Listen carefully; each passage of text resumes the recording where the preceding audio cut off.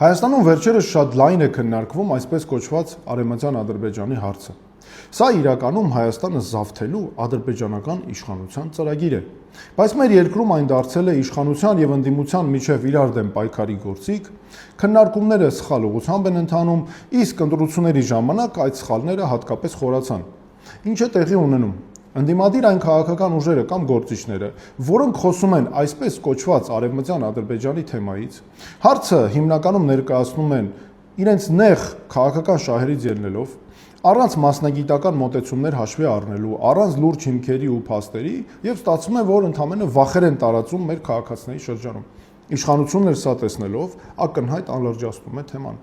Նախ նրանք սկզբում ամբողջությամբ ժխտում էին այս հարցի գոյությունը։ Բայց հետո տեսան, որ ժխտել հնարավոր չէ, որովհետև Ադրբեջանը այն անգամ դարձրել է միջազգային օրակարգերի հարց, սկսեցին ասել, որ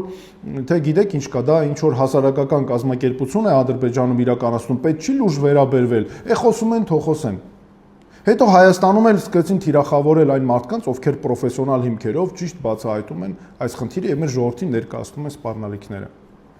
Արդյունքում այս կռիվների, պայքարների արդյունքում ինչ է ստացվում, մեր քաղաքացիները հնարավորություն չունեն պատկերացում կազմել այս իրական սպառնալիքի, խորքային զարգացող սպառնալիքի մասին։ Եվ նաև սրանով թմրեցնում է իշխանությունը մեր քաղաքացիների զգոնությունը։ Իսկ իրականում այսպես կոչված Արևմտյան Ադրբեջան ծրագիրը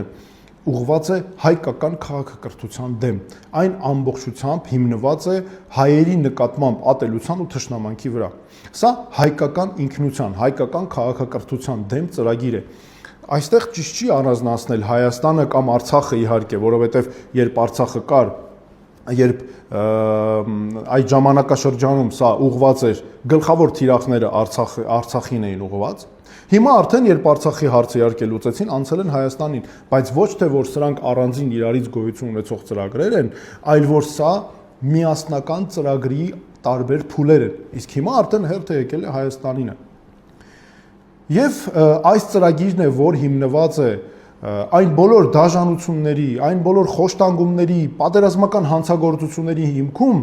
որ ադրբեջանական զինվորականները արել են մեր նկատմամբ։ 2016 թվականի ապրիլյան քառօրյա պատերազմը, 20 թվականի 44-օրյա պատերազմը, դրանից հետո բոլոր պատերազմական հարձակումները, պատերազմները, որ Ադրբեջանը հրահրել է մեր դեմ, որ հարձակվել է, սրանց բոլորի հիմքում ընկած է այս հայեցակարգը, այս ծրագիրը։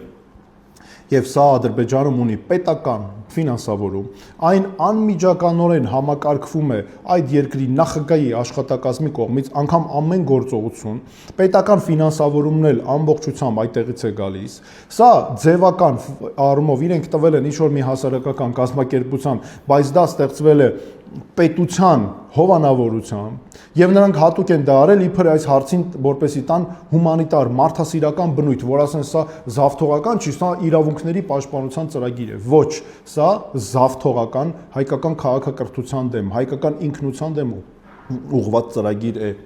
Եվ Ադրբեջանում այս ծրագիրը դասավանդվում է դպրոցներում, համալսարաններում, պատկերացնում եք, սերունդներ են կրթվում այս ծրագրով, սերունդներին նրանք սովորեցնում են փոքրուց, որ հայկական ինքնություն գոյություն չունի, որ Հայաստան գոյություն չունի, որ հայեր իրավունք չունեն ապրելու այս տարածաշրջանում։ Սա այս ծրագիրը հենց սրա մասին է։ Եվ այս ծրագիրը սպառնալիք է խորքային եւ Հայաստանի նկատմամբ անվտանգությանը սպառնացող ու նաև տարածաշրջանի համար։ Այ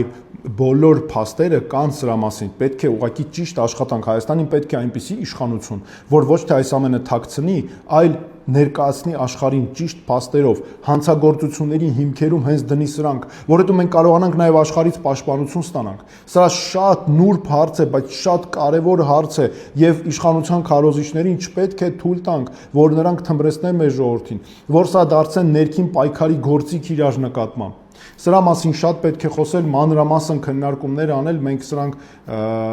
ես մանրամասն նաև կներկայացնեմ սրանց մասին հետագա մի քանի կարևոր քննարկումներում։